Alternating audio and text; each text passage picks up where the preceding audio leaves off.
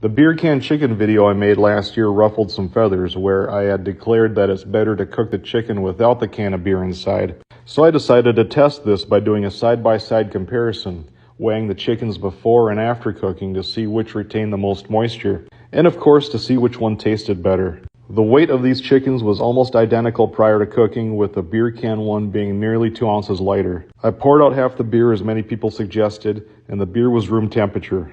The beer can chicken debate started a decade ago when renowned barbecue pitmaster Meathead Goldwyn said, "A beer can chicken is not a good way of cooking chicken." According to Meathead, blocking the cavity with a beer can results in uneven cooking, and the beer doesn't get hot enough to boil, and thus doesn't contribute any moisture or flavor.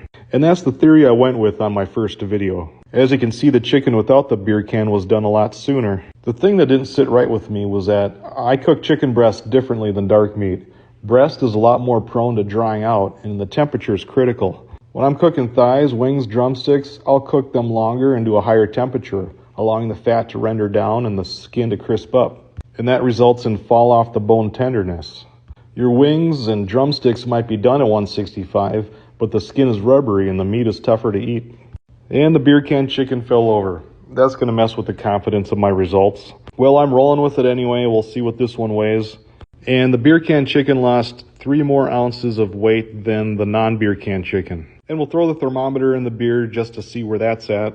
137 degrees, that's nowhere near boiling. But if you take a close look, it is steaming. Does steam impart flavor? It's also interesting that 2 more ounces of fluid were added to the beer can.